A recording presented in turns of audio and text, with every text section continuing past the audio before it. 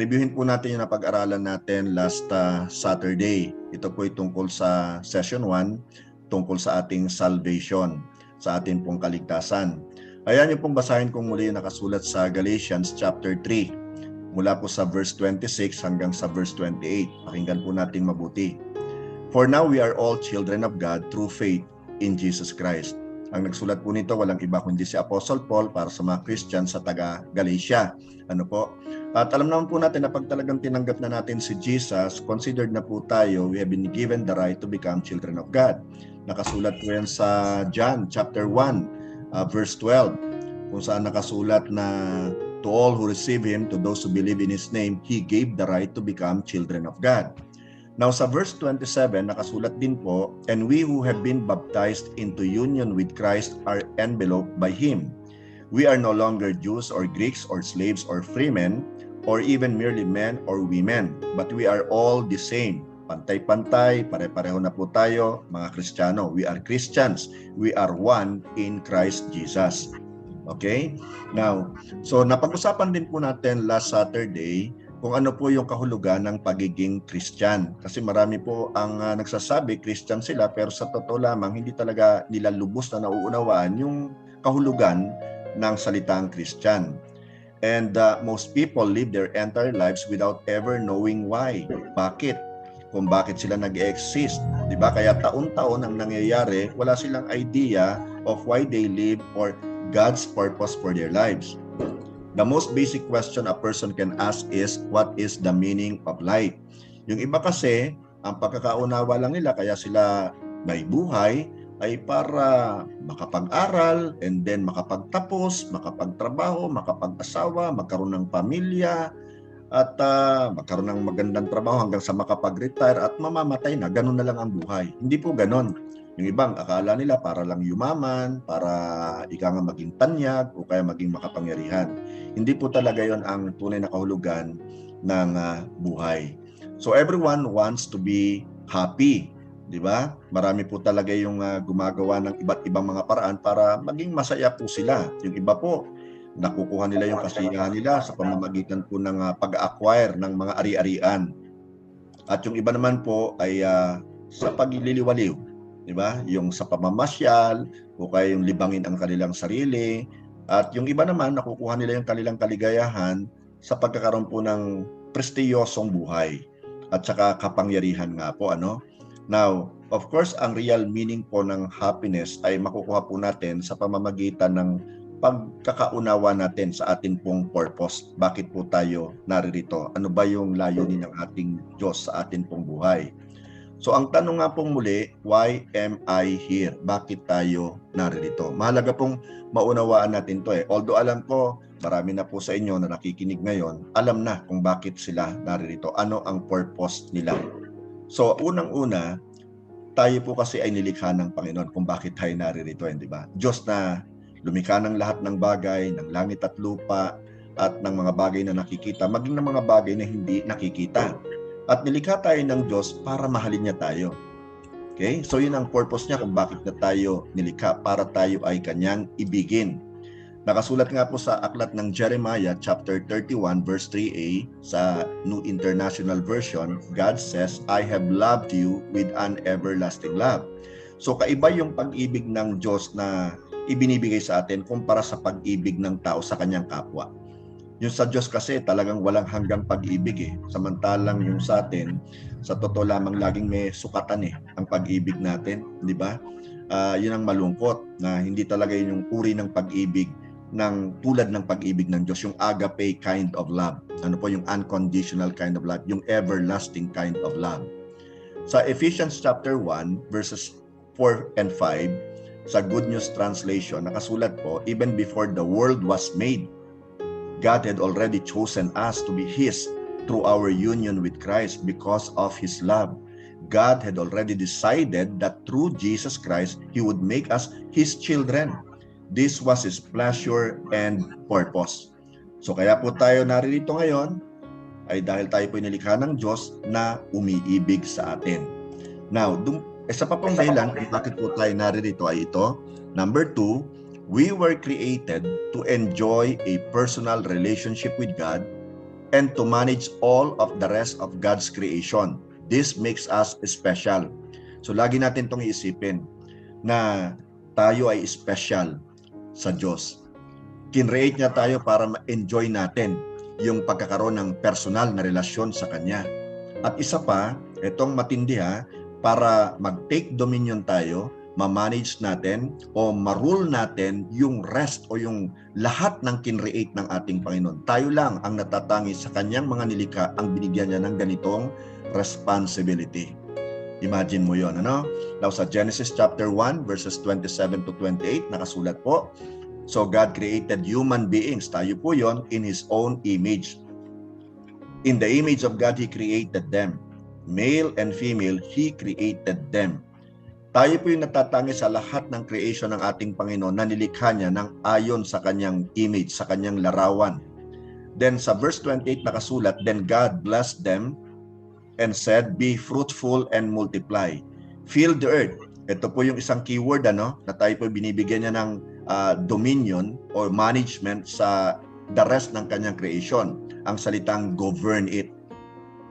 Govern it. Rule over it. Reign. Pangasiwaan mo yan. Okay? O pamahalaan mo. And then sa 1 Timothy chapter 6 verse 17b, God richly provides us with everything for our enjoyment. Okay?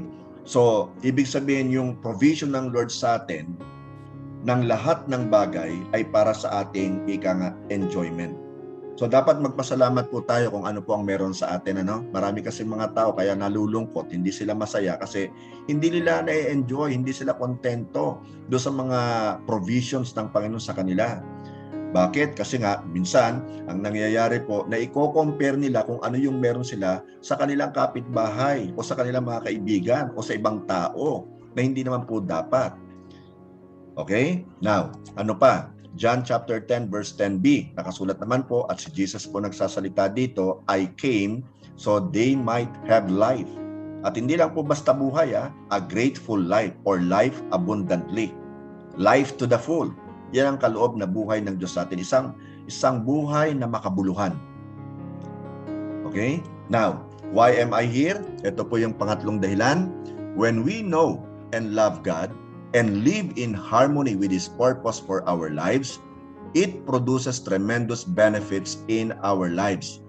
So, napakaganda po nito na kung alam lang natin at mahal natin ang Diyos, alam natin yung pag-ibig niya sa atin at tayo po'y namumuhay ng ayon po sa Kanyang kalooban para sa ating mga buhay, marami pala tayong mga benepisyong pwedeng matamo.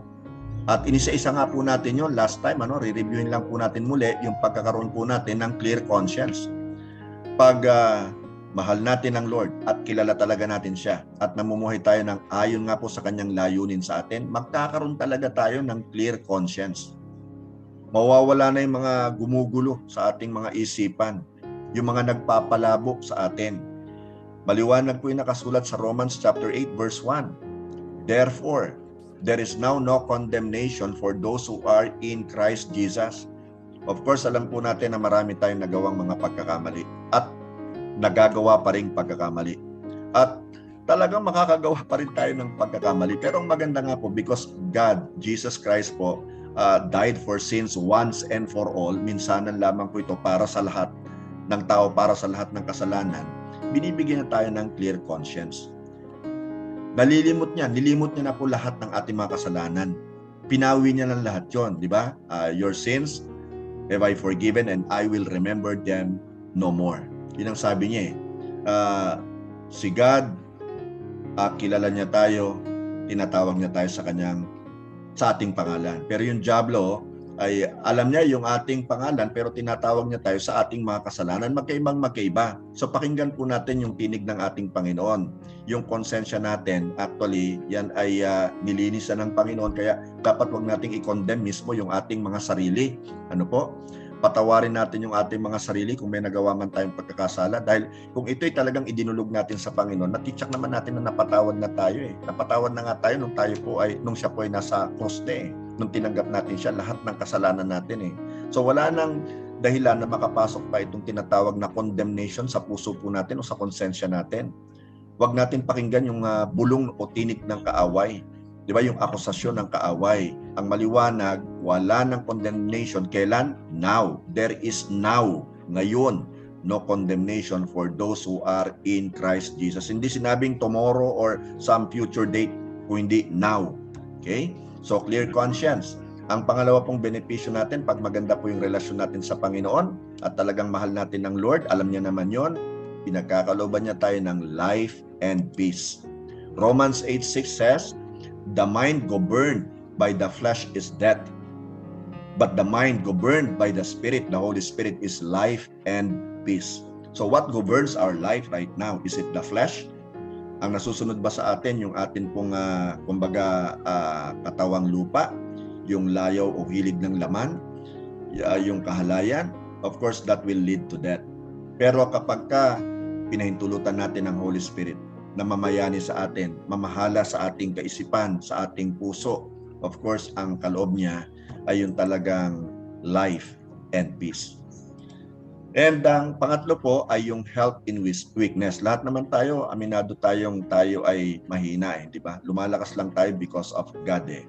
Tinutulungan niya tayo. Romans 8:26 nakasulat po, in the same way, the Spirit helps us in our weakness. This is the Holy Spirit na tumutulong sa atin pag tayo po ay nagiging mahina. We do not know what we ought to pray for, but the Spirit Himself intercedes for us through wordless groans. Okay. Ito yung yung kadalasan po ay nararanasan ng mga tao, mga intercessors, o maging tayo, di ba? Yung mga pangkaraniwang Christian na sometimes na hindi natin alam kung anong ipagpe-pray natin. We are at a loss for words. Hindi tayo makakuha ng tamang word para sabihin sa Panginoon. Minsan parang nauutal tayo, nabubulol na tayo, nabablanko tayo. Pero ang maganda, in our state of weakness, ay nandiyan ang Holy Spirit to help us. Kaya nga diyan bumabalo yung mga groanings, di ba? And travail na tinatawag. Minsan parang parang napapaiyak ka na hindi mo maintindihan. At saka diyan pumapasok actually yung pag-i-speak mo in other tongues. Di ba? Na hindi naman natin talaga pinag-aralan, hindi natin to minimorya, hindi natin to nabasa. Pero itong salitang ito, yung tongues na tinatawag, ay talagang existent siya. Nag-exist siya. Maybe in some parts of this world, or maybe yung tongues na yon ay tongues of the angels. Pero yun talagang lumalapit, kaya spirit to spirit, o kaya ay deep calls onto deep na tinatawag. Now, ang isa pa pong benefit, na maganda ang ating relasyon sa Panginoon na makukuha natin ay yung purpose. Nakasulat po sa Romans chapter 8 verse 28, and we know that in all things, pwede po natin sabihin, in all things, we know, alam natin na sa lahat ng bagay, God works for the good of those who love Him, who have been called according to His purpose. So, sometimes kapag nakakaranas po tayo na down tayo o parang hindi natin maintindihan yung situation natin, yung circumstance natin, yung problema natin, yung mga challenges na pinagdaraanan natin, sometimes we tend to be discouraged. Sometimes we tend to lose hope. Pero dapat po nating alalahanin ito na sa lahat ng bagay, mabuti man o masama, talagang kumikilos ang Diyos dyan para sa ating kabutihan. Dahil mahal natin siya. At kung mahal natin siya, definitely alam na alam po natin na mas mahal niya tayo. At tayo tinawag niya according to His purpose. At hindi siya papayag na yung purpose niya sa atin masira lamang ng mga minor events o mga circumstances or even problems that comes along the way. So, tiyakin po natin to. Lahat ng bagay ay talagang may kapahintulutan ng Panginoon, pero lahat ng ito nag-work for our good. Isipin nyo na lang po yung nangyari kay Joseph, na isa po sa mga anak nitong si Jacob, di ba? Siya po ay tinraidor ng kanyang mga kapatid. Ipinagbili at naging alipin. Tapos nakulong. Pero in the end, ano nangyari sa kanya? Ginawa siya next in command to the Pharaoh. In command sa ruler of Egypt, sa king of Egypt. Ganun din po nangyari. Doon sa mga kabataan ng sila Daniel, Shadrach, Meshach, and Abednego. Ganyan din po ang nangyari actually kay Moses, di ba? At sa iba pa na ating pong mga biblical characters na gusto nating tularan ang mga character nila. Ano po? So lahat isinaayos ng Lord eh. Pati ngayon nangyari kay Paul eh, di ba? Si Paul the Pharisee, di ba? Isang persecutor, isang blasphemer, isang killer, murderer. O pero imagine, dahil talagang mahal niya ang Lord, kaya lang mali yung pagkakilala sa Panginoon noon, eh nag-work pa rin for His own good. Ano po? Dahil tinawag talaga siya ng Panginoon eh. Saul, Saul, why are you persecuting me? Sabi nga po ni Jesus sa kanya.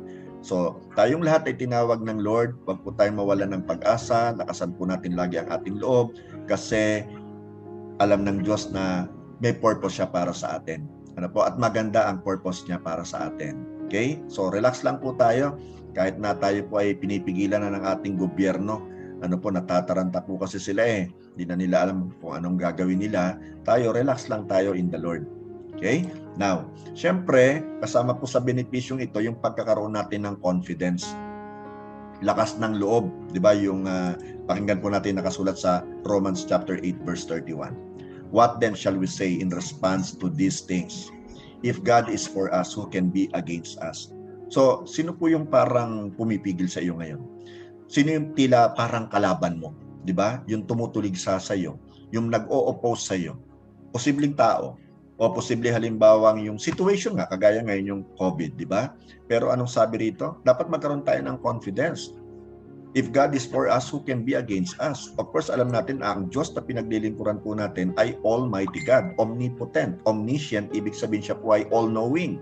And He is present everywhere. So kung saan man po tayo naroon, ano man po yung kalalagayan natin, masama man ang ating kinalalagyan o ika nga ay nabibigo man tayo, di ba? Pero in the end, dahil nga po sa purpose niya sa atin, we must be confident pa din. Who can be against us? Wala. Even the devil himself. Of course, tinetreaten niya tayo, tinatakot niya tayo. Pero lagi natin tatandaan ito, if God is for you, who can be against you? And then of course, yung security is another benefit na makukuha natin kung talagang mahal natin si Lord at tayo ay umiibig sa Kanya nga at kumbaga, we live in harmony with Him. Yung security. Security. Romans 8:38 to 39 says, sabi ni Paul ulit, for I am convinced that neither death nor life, neither angels nor demons, neither the present nor the future, nor any powers, neither height nor depth, nor anything else in all creation will be able to separate us from the love of God that is in Christ Jesus our Lord. So just name it, ano man yan, wala yang kapangyarihan na i-separate tayo sa pag-ibig ng Diyos na kay Kristo Jesus. Tandaan po natin yun. Hindi yung kahirapan din, kung naisip mo yon. Hindi yung COVID, kung naisip mo ang COVID. Hindi yung ika nga ay pagkalugi sa negosyo. Hindi yun. Walang makakapagpahiwalay sa atin sa pag-ibig ng Diyos. Lagi lang dapat maging bukas ang isip natin na talagang hindi tayo lulubayan ng Panginoon. Sasamahan niya tayo. Hindi niya tayo pababayaan. And dito po tayo nag-end eh. Actually, so ang pag-uusapan po natin ngayon ay yung tungkol naman sa another benefit na makukuha natin sa lahat ng kumikilala sa Diyos, sa lahat ng umiibig sa Diyos, at sa lahat ng namumuhay in harmony sa purpose ng Lord sa kanila. Ito ang isa pang benefit, yung power and strength na kailangan natin especially nowadays. Yung kapangyarihan at yung strength na nasa sa atin yan. Many Christians do not even realize na nasa sa kanila yung power at saka yung strength, yung kalakasan. Kaya maliwanag po yung nakasulat sa Philippians chapter 4 verse 13. Anong sabi ni Paul? I can do all this through Him who gives me strength. I can do all things through Christ who strengthens me. So, nakasulat din po sa Book of Acts, in Him we live and move and have our being. So, siya ang ating kalakasan. The joy of the Lord becomes our strength. Is our strength, di po ba? So, mapangiti natin ang Panginoon, lumalakas tayo. May mga times, nararanasan ko po ito eh. Pag nagpipreach po ako at alam kong naging maayos po yung aking pagpipreach, alam ko po nandoon ang anointing ng ating Panginoon. Sa totoo lang po gabing-gabi na hindi pa rin ako makatulog eh. Why? Kasi the joy of the Lord becomes your strength. He is your strength. I'm sure ganun din pong nararanasan ng marami sa inyo kapag ka nakakagawa po kayo ng mabuti na alam nyo nakapagbigay ng glory sa ating Panginoon. Parang ang taas ng adrenaline level mo. Alam niyo po yon, di ba? Parang energetic ka pa, tulog na yung mga kasamahan mo sa bahay, pero ikaw nakahiga ka, pero yung spirit mo ay talagang buhay na buhay pa. Ibig sabihin, gising na gising pa din. So yun po yung power and strength na makukuha natin as a form of benefit. Kung kilala natin ang Lord, mahal natin siya, and we live in harmony with His purpose. Ang isa pa po yung fulfillment. Napakahalaga po nito kasi maraming nabubuhay ngayon na parang hindi fulfilled ang kanilang life O kaya yung kanilang araw 'Di ba? Natapos na yung buong maghapon, matutulog na pero parang ang laki pa rin ng kulang. May vacuum pa rin, may emptiness pa rin nararanasan. Hindi natin 'to mararanasan. Ano po? Yung fulfillment. At maging sa mga pangangailangan natin. Kaya sa Philippians chapter 4 verse 19, nakasulat po ito, "And my God shall supply all your need according to His riches in glory by Christ Jesus." Kung mapapansin niyo po, yung 4:13 at saka itong 4:19 ng Philippians, laging nakasulat dyan, it's either by Christ Jesus or in Christ Jesus. Lagi pong karugtong yung pangalan ng ating Panginoon. Kaya nga, sinabi na talagang without Christ, we are nothing. Okay? Fulfillment. And kailangan po nararanasan natin yan every day. Matapos po ng mga pinagagawa ng Lord sa atin, the whole day, yung fulfillment. And of course, yung freedom. Napakahalaga po nito. Kasi marami po sa mga Christians ngayon, they are living in bondage. Para silang imprisoned. Sila ay nakagapos. Ano po? Sa John chapter 8 verse 32, nakasulat po, si Jesus mismo nagsabi rito, "Then you will know the truth, and the truth will set you free." We have been set free, di ba? May freedom tayo nararanasan dito dahil nakilala natin yung katotohanan At alam naman natin, Jesus is the way, the truth, and the life. Nalaman natin yung katotohanan na nakasulat sa Bible, pinanghawakan natin to, pinanampalatayanan po natin to. Kaya tayo ngayon ay may freedom. Freedom from sin, freedom po from death. Although mamamatay nga yung ating katawang lupa, pero tayo ay we will live forevermore with our Savior, Lord, Master, and King, and God. Freedom. Okay? Lahat tayo, we have been freed from the clutches of the enemy. And sa John chapter 8 verse 36, nakasulat po rito, "So if the Son sets you free, you will be free indeed." Sino magsaset sa atin ng free? Hindi po yung works, hindi po yung law, kung hindi yung Son. The Son meaning si Jesus Christ. At pag tayo pinalaya, tayo pinalayang tunay. You will be free indeed. Okay? Now, ito po yung uri ng buhay, lifestyle, na God intends for us to live. So, ang tanong ay ito, why then aren't most people really happy? Di ba? Bakit marami pa rin yung malungkot? Meron nga tayong mga kilalang Kristiyano parang hindi mo na, bagya mo na makita nakangiti Lagi na lamang nag-iisa. Lagi na lang malungkot ang muka na hindi mo maunawaan kung bakit. So, why then aren't most people really happy? Okay? Anong problem? Definitely may problema yun, di ba? So, man has a natural desire to be boss and to ignore God's principles for living.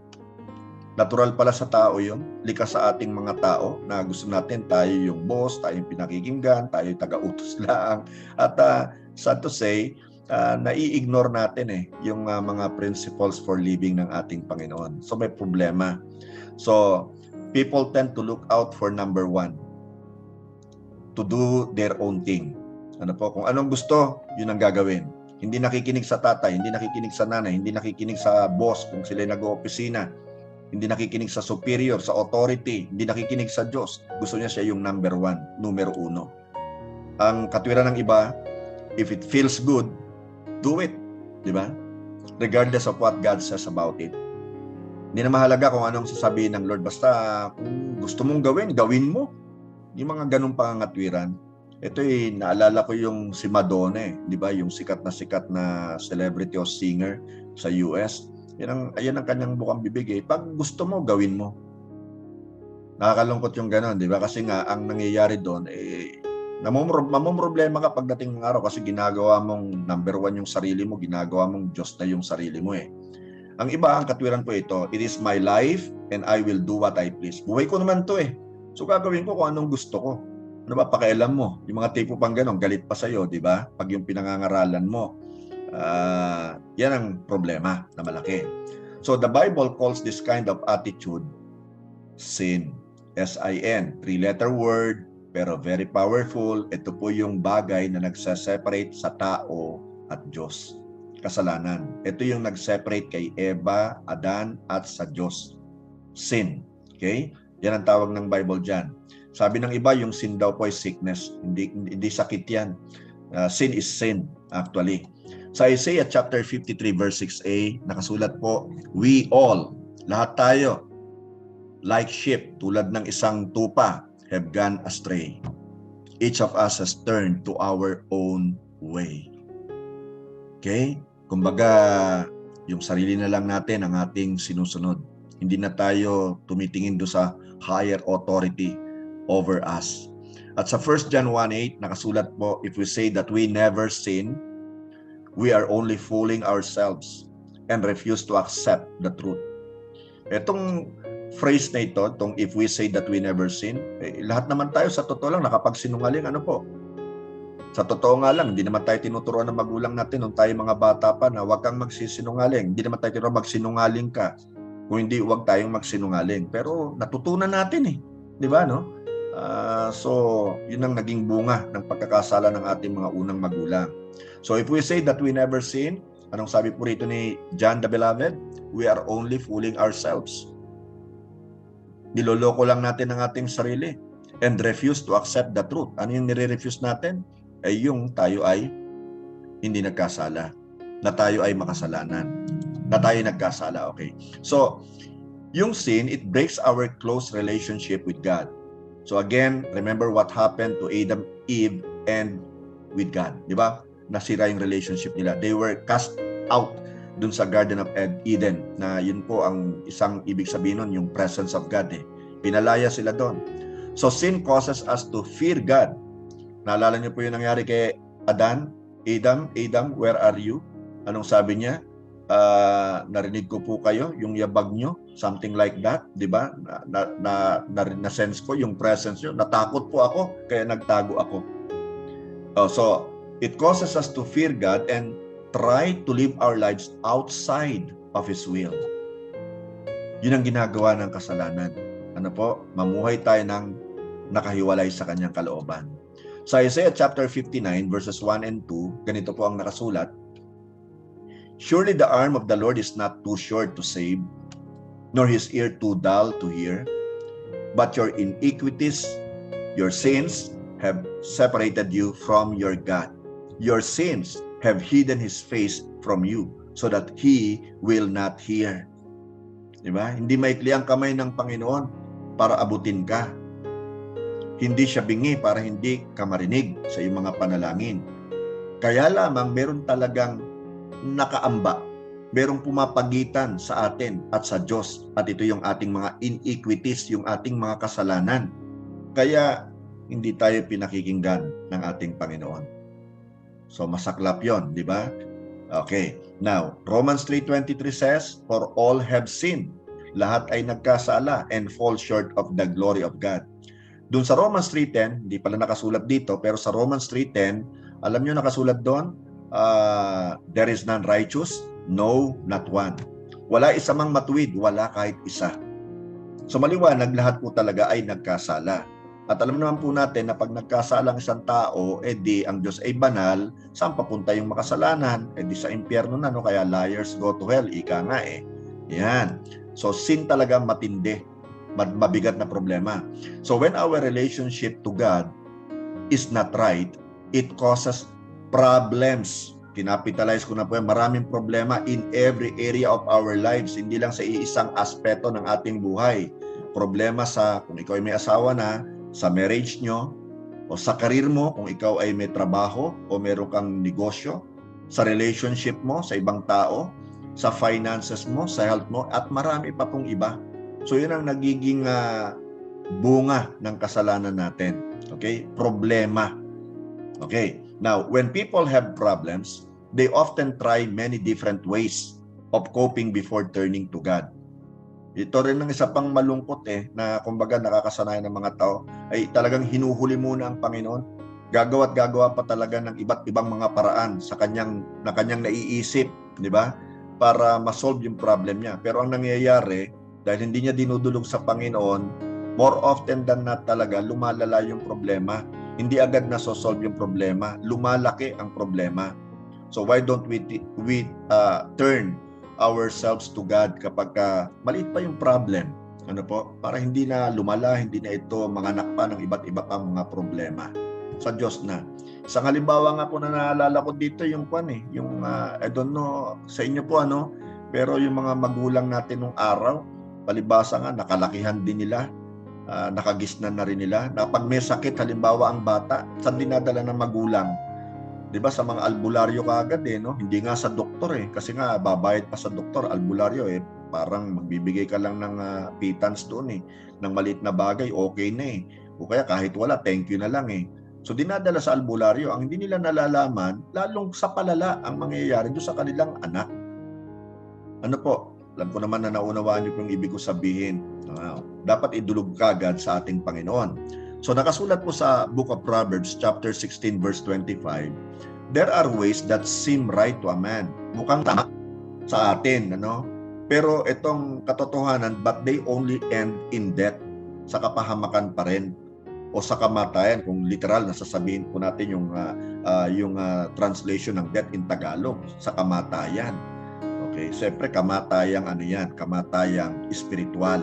Kamatayang second death maaari kung hindi tayo magbabago ng atin pong mindset. So there are ways that seem right to a man. Akala ng tao tama pero hindi. Ano yon? Halimbawa, sa pananampalataya natin para tayo ay maging anak ng Diyos, marami talaga nananampalataya, yung iba naman sa paggawa raw ng mabuti, sa pagtulong sa kapwa.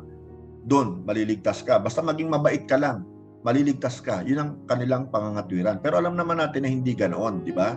So akala nila yun, pero mali. Akala nila dapat pag ito problema natin, ito ang taong ito na namatay na mabuting tao, ayan ang tawagan natin. Hindi naman po ganoon ng Lord Iisa lang talaga ang daan para sa ating kaligtasan Di ba? Si Jesus lang yun. Pero ang tao talaga, marami pang hinahanap at kung sino-sinong tao pa yung gustong tawagin para sa kanyang kaligtasan na maling-mali naman po. Ano po? Now, even when we know that our deepest need is God, we often try wrong ways of getting to know Him. Ito na nga yung sinasabi ko kanina. Akala natin tama yung paraan pero mali pala. So pwede rin ganito po ang senaryo. Nanay ko naman Kristiyano So ako, siyempre Kristiyano din. Anak ako ng nanay ko o kaya ng tatay ko, ng lolo ko Hindi po nakukuha yung atin pong kaligtasan sa proxy. Ano po? Personal po yan. To all who receive Him, to those who believe in His name, He gave the right to become children of God. Okay? Hindi pwedeng sinabi yung tatay natin na ligtas tayo, ligtas na rin automatically. Mali po yun. So it does not matter what you believe. Just be sincere. Yan ang sinasabi naman po ng iba. Pare-pareho naman ang reliyon. Magaganda naman lahat ng reliyon Basta maging sincero lang tayo. Ito nga po yung lagi kong naalala You may be sincere, but sincerely wrong. Parang si Apostle Paul, di ba? Nung siya po'y Pariseo, nung siya po'y si Saul pa, sincere na sincere siya sa kanyang ginagawa Alam niya talaga itong dapat kong gawin pero he was sincerely wrong at napatunayan niya yun. Kaya nga po siya ay lumapit sa Panginoon, sinuko niya yung buhay niya sa ating Panginoong Hesus at naging si Paul na siya Hindi po ba? Now, ang sabi naman ng iba, I'll give up all my bad habits. Ganon. Akala nila doon makukuha yan. Marami po ako nakakausap Malamang kayo rin po meron pag ako'y mabait na, ganoon. Magbabait muna ako. Pag ako'y wala ng bisyo, di na ako naninigarilyo, di na ako umiinom, di na ako nagsusugal, di na ako nagsasabong, di na ako nataya sa wedding, saka na ako. Yeah. Mali pa rin yun. Kasi nga, through good works yun hindi naman Salvation is found in no one else, for there is no other name under heaven given to men by which we must be saved. Yun po ang sinabi sa Bible sa Acts chapter 4 verse 12. So hindi natin ito makukuha sa pamamagitan ng, kumbaga, tatalikuran ko na yung mga barkada kong mga pasaway. Hindi po natin makukuha yan doon. Okay? Now, I'll work real hard to earn it. Ito na po yung isa pa. Yung iba, kinukuha nila yung kaligtasan, thinking na through doing good works ay makakaligtas sila. Mali po. Kasi maliwanag din yung sinabi sa Bible, sa Book of Isaiah, na yung atin pong kasalanan are but filthy rags in the presence of God. Maruming basahan ang tingin ng Diyos dun sa mga magaganda nating ginagawa. Kahit na gaano pa kabuti yan, kahit na gaano ka pa ka hardworking, sabihin na natin, ang sipag mo talaga sa paggawa ng mabuti, pero hindi po sapat yon para tayo maligtas. There is only one way to heaven. Sabi ni Jesus, I am the way, the truth, and the life. No one can come to the Father except by me. Maliban sa akin. So siya lamang yung tanging daan. Wala na pong iba. Huwag na po nating dagdagan. We are only actually insulting God in doing so. Ano po? Siya lamang ang daan, wala nang iba. Siya po yung napako sa krus. Siya po yung nagbuwis ng buhay para tayo po yung maligtas. Dugo niya po yung dumanak. Okay? So dapat maunawaan natin yon. Kasi ito nga yung mga katwiran ng iba, akala nila ito yung para maging maayos ang relasyon nila sa Lord. Okay na yon. Okay. Now, I'll be religious and go to church. Sabi naman ng iba, akala nila yung pagpasok sa simbahan. Sa totoo lang po, kahit tumira tayo sa loob ng simbahan, pero kung wala po tayong relasyon sa ating Panginoong Yesus, bali wala din po yan. Ito yung sinasabi ko naman na, you may be religious but not righteous. Magkaiba po yun. Di ba? Religion cannot save us actually. Madalas ko rin pong sabihin ito at marami po nagsasabi niya at ako naniniwalang totoo yun. Religion can never save a soul. Not a single soul. At yung pagpunta sa church, hindi tayo maliligtas doon. Nakakatulong lang po actually yung pagpunta natin sa church. Kasi ito naman ay bilin din ng ating Panginoon. Na huwag nating i-neglect yung pagtitipon-tipon tulad ng ginagawa ng iba. Ano po, ngayon tayo ay hindi muna sa face-to-face, o di magtipon-tipon tayo dito sa Zoom meeting natin. Ano po? Pero yung pagiging religious mo, ang daming taong religious, hindi po ba? Kahit saan parte ka ng mundo pumunta, ang daming religious dyan. Yung mga Islam, mga Muslims, yung mga Hindu, yung mga Buddhist, puro mga religious yan eh. Pumunta po tayo sa halimbawa sa Bilibid, sa Muntinlupa, yung kulungan. Eh, may kanya-kanyang kubol doon, o may kanya-kanyang mga tuklong, ika nga ng mga Batanggenyo. Diyan, merong para sa mga Kristiyano, may para sa Katoliko, may para sa Sabadista, merong para sa Jehovah's Witness, kanya-kanya po. Pero nandoon sila. So religion can never save us. Only Jesus and having a right relationship with Him can save us. Bagamat mahalaga yung pagpunta sa church, hindi po ito magiging daan para sa ating kaligtasan. Okay. Now, ano nga ang solusyon sa problemang sin na tinatawag? Of course, makikita nga po natin yan. Sa mismong bibig ni Jesus na mutawi yung mga salita sa John chapter 14 verse 6, nang sabihin niyang, I am the way and the truth and the life. Tandaan niyo po itong mabuti. No one comes to the Father except through me. Okay? Napakaliwanag po niyan. Ito panghawakan natin. Memoryahin niyo po ito kung hindi niyo pa po ito na may memorya. Makakatulong po ito sa inyo. Actually, magagamit mo na ito para makapag-share ka sa mga kaibigan mo. 'Di ba? Na hindi pa lumalapit at nakakakilala at wala pang relasyon sa ating Panginoon. Ito lang Kasama na siyempre diyan yung John 3:16, 'di ba? Now, Jesus has already taken care of our sin problem. Ginawa niya na po 'yon. Inayos niya na yung problema na yan para sa atin. Sa Romans chapter 6 verse 23, nakasulat po, for the wages of sin is death. Ang kabayaran ng kasalanan ay kamatayan. Kamatayang ano po yan? Kamatayan, yung ikalawang kamatayan yan, yung eternal death, yung second death. Yan ang kabayaran ng kasalanan. Pero ang good news sa ito, hindi siya nagtapos sa tuldok. Ano po? Hindi sa exclamation point. Kama lang siya.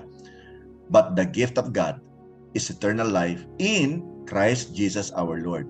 So yung gift of God na eternal life, makikita lamang po natin to, mararanasan natin kanino? In Christ Jesus our Lord. Bakit sinabing in Christ? Ibig sabihin po, tinanggap natin siya bilang ating Panginoon. Okay? Tanging sa Kanya lang. Now, God did this for us because He loves us and wants us to know Him. At gusto talaga ng Lord na talagang hindi lang natin siya makilala, kung hindi lumalim pa ng lumalim at mapalapit pa tayo ng mapalapit sa Kanya. Dahil mahal na mahal niya tayo. Di ba pag mahal mo ang isang tao, gusto mo lagi mo siyang katabi, lagi mo siyang kasama, lagi mo siyang kausap, kasi mahal mo siya eh. Di ba? Gusto mo siyang laging nakikita.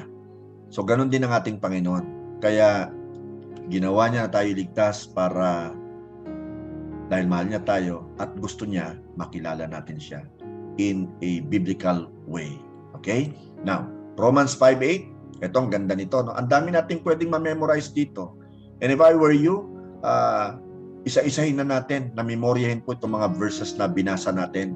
Kailangan natin to. Very elementary naman po ito para sa atin. Ano? Especially kung gusto talaga natin mangaral ng salita ng Diyos. Romans 5:8, nakasulat, God demonstrated His love for us in this, in that while we were still separated from God by sin, Christ died for us. So napakahalaga nito. So sinolve na ni Jesus yung sin problem natin. Siya nang umako ng lahat ng ating mga kasalanan. Yung solusyon sa Kanya na po. Sinagot niya na po tayo. Ipinakita niya sa atin kung gaano niya tayo kamahal.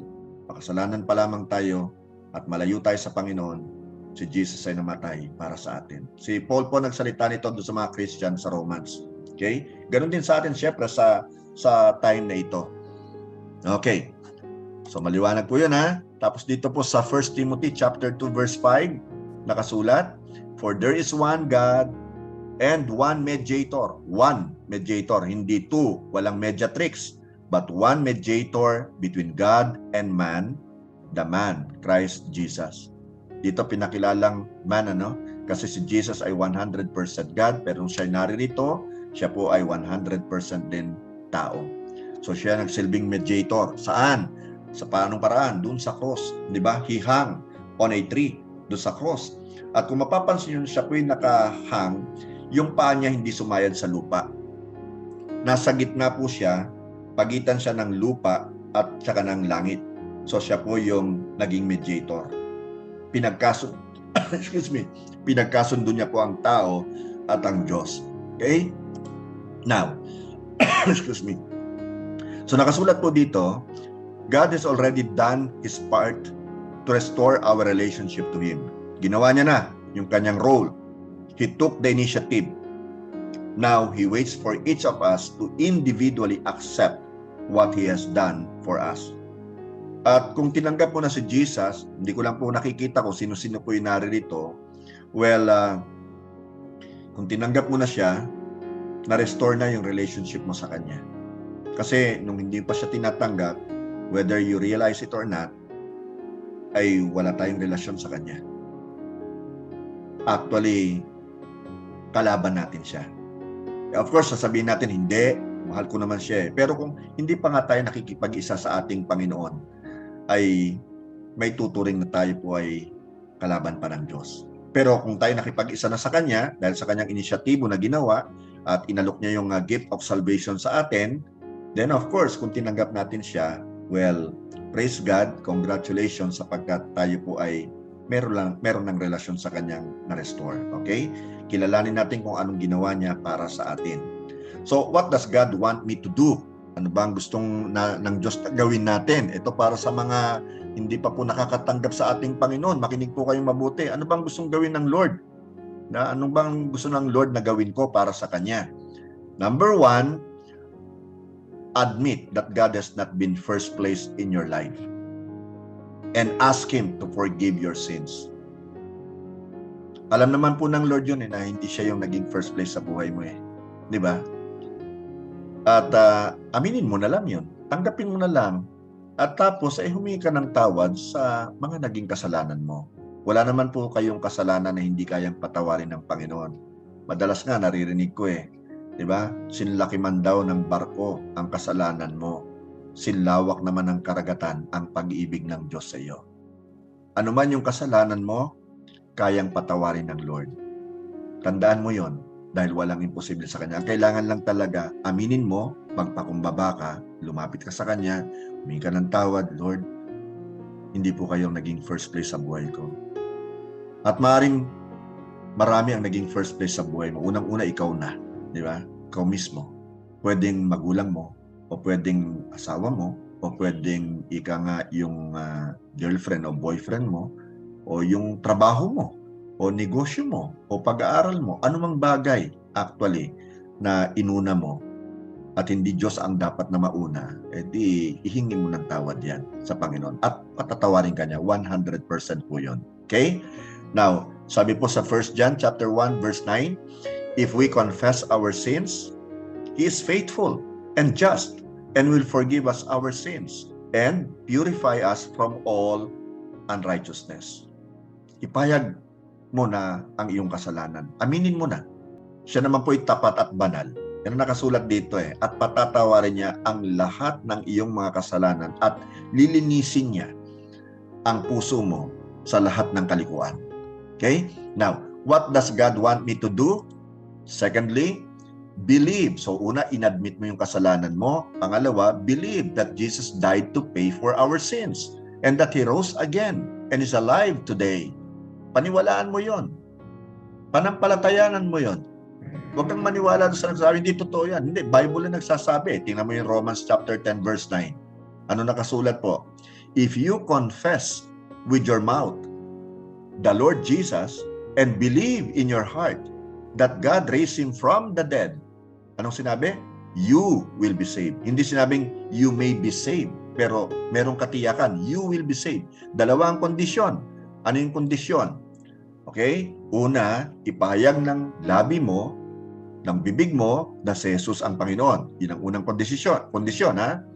Ipapahayag ng labi mo, ng bibig mo. At yung pangalawa, panampalatayanan mo sa iyong puso na siya ay muling binuhay ng Diyos.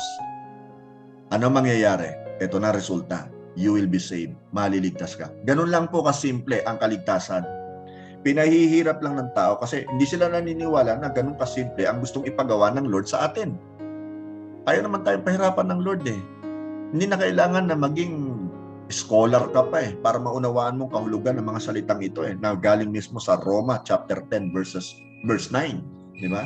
Hindi na kailangan maging valedictorian ka summa cum laude ka o PhD ka, di ba? Basta meron kang enough common sense to believe. Sandali lang po at naglolobat lang po ako. Sandali lang po. Ito napaka-simple di ba? Hindi na kailangan ng masusing pag-aaral pa If you confess with your mouth the Lord Jesus and believe in your heart that God raised Him from the dead, ito na po yung katiyakan, you will be saved. Nakuha po natin yan. Memorize mo yan. Alam mo, kakailanganin mo yan. Now, sa Acts chapter 4 verse 12, nabanggit ko ito kanina, salvation, pakinggan nyo itong mabuti, is found in no one else. Hindi mo ito makikita masusumpungan sa iba pa man na tao, o bagay, o reliyon, o idea. For there is no other name under heaven given to mankind by which we must be saved. No other name. Only one name, and His name is Jesus. Sa Kanya lang natin masusumpungan ang kaligtasan ng ating mga kaluluwa. Wala na pong iba. Sorry to say, do sa mga akala ay meron pa po. Wala na po. Ito po, Bible na po nagsasalita. At ang Bible po ay yung inerrant, infallible Word of God. Okay? Now, what does God want me to do? So una po, ano yung una? Admit natin na makasalanan tayo. Pangalawa, mag-believe tayo sa ating Panginoon. Pangatlo, accept natin. Sorry sa spelling accept God's free gift of salvation. Don't try to earn it. Libre po yung kaligtasan. Mga kapatid, wala pong bayad yan. Regalo po yun ng Lord. Kailan ka tumanggap ng regalo na binayaran mo? Di ba? Hindi regalo yon, tinrabaho mo yon, kaya ka binayaran, sinwelduhan ka. Pero ito po, tanggapin na lamang natin yung free gift of salvation. Huwag na natin pahirapan yung sarili natin. Ephesians chapter 2 verses 8 and 9, at sarap na memoryahin po nito para sa inyo. For it is by grace you have been saved. So, pakinggan nyo to it is by grace you have been saved. Past tense na po yan. Nakaraan na po yan. Through faith, pananampalataya, and this is not from yourself. Grace, ang ibig sabihin, ito po'y unmerited favor. Pag sinabi pong grace ay hindi mo ina-earn yan. This is not from yourselves, hindi sa atin lamang. It is the gift of God, not by works, so that no one can boast, para walang makapagmalaki. At kung sakali po na tayo naligtas sa pamamagitan ng ating gawa, hindi nyo pa ba naisip? Di ba ang Diyos ay marunong sa lahat? Ba't kailangan niya pang isugo yung kanyang anak na si Jesus na pumarito sa lupa at mamatay sa krus ng Kalbaryo kung kaya naman natin palang iligtas ang ating mga sarili sa pamamagitan ng mabuting gawa? Hindi ba parang kamangmangan naman po yun? Marunong naman po ang Diyos. So ang ibig sabihin, talagang hindi natin makukuha ang kaligtasan sa pamamagitan po ng ating mga gawa para hindi po tayo makapagmalaki. Ano po? Now, our relationship to God is not restored by anything we do, but on the basis of what Jesus already did for us. So lahat po ay because of Jesus. And what does God want me to do? Ito na po yung pang-apat. Invite Jesus Christ to come into your life and be the director or Lord of your life. Imbitahin natin siya. Lord Jesus, come into my life. Ikaw po ang mag-direct ng buhay ko, Panginoon. Just lead me and I will follow you. Now, sa 1 John, John chapter 1 verses 12 and 13, nakasulat po, nabanggit ko na rin to kanina, yet to all who did receive Him. Past tense na naman yan, did, past tense yan.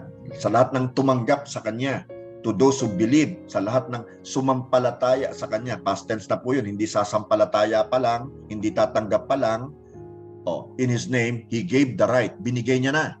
He gave, binigay na, hindi ibibigay pa lang. He gave the right to become children of God. Children, verse 13, born not of natural descent, nor of human decision or a husband's will, but born of God. Ito nga po yung tinatawag na born again. Revelation chapter 3 verse 20a says, si Jesus ang nagsasalita po dito, "Here I am, I stand at the door and knock. If anyone hears my voice and opens the door, I will come in." Papasok siya.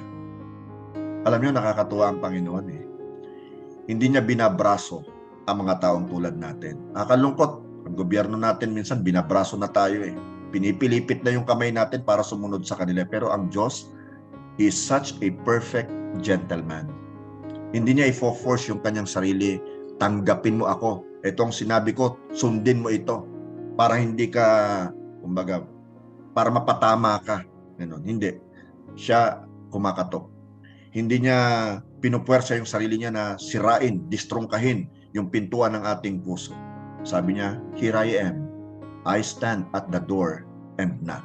Kumakatok po siya. At ang katok po niya ay mahinahon. "If anyone hears my voice and opens the door, I will come in." Ang ibig sabihin, kung nagbibingi-bingihan tayo, kung hindi natin pinakikinggan ang tinig niya, ang katok niya, at hindi natin siya pinagbuksan ng pintuan, hindi siya makakapasok sa atin. Naalala niyo po nung ipinanganak si Jesus, naghahanap yung kanyang tumatayong magulang ng pwedeng pagsilangan niya, yung inn na sabi, "There's no room." Di umalis po. Yung mag-asawa, kasama po yung nasa sinapupunan na si Jesus. Pero pag pinagbuksan natin siya ng pintuan, imagine mo yung taong yun, yung manager ng inn na yun o may-ari ng inn o yung tirahan na yun, yung lodging house na yun. Kung na-realize niya lang kung sino yung humihingi ng tulong, yung gustong pumasok, naku, di ba? Yung kanyang blessing na po pwedeng natamo, yung experience niya na doon niya pinatuloy yung ipapanganak na hari ng mga hari at Panginoon ng mga Panginoon. Pero na-miss niya yung opportunity. Kapatid, kaibigan, kung bago ka lamang, don't waste this opportunity. Bakit hindi mo buksan ang puso mo, tanggapin mo si Jesus para siya ay tumuloy? At alam mo, pag tinanggap mo si Jesus, ang sabi ng Bible, ay magiging templo ka ng Holy Spirit. Pag-aaralan pa rin po natin yon. Ngayon, meron po ritong, you can take this step by praying a simple prayer of commitment to God. Meron na po tayong pwedeng mabasa rito, pero you can say it on your own words. Ano po? Pwede nating sabihin, at ngayon pa lang, pwede po nating ipag-pray po ito, ipanalangin po ito. Kung lalo pa nga, kung ikaw ay nagsisimula pa lamang sa pag-aaral nito at hindi pa rin talaga natityak na sumasayo ng ating Panginoong Yesus, lahat pala ng bagay at benepisyo ay nasa pangalan niya, no? Nakarugtong sa kapangalan niya. Sabihin mo ito ng galing sa iyong puso. Dear Jesus, thank you for making me and loving me, even when I have ignored you and gone my own way.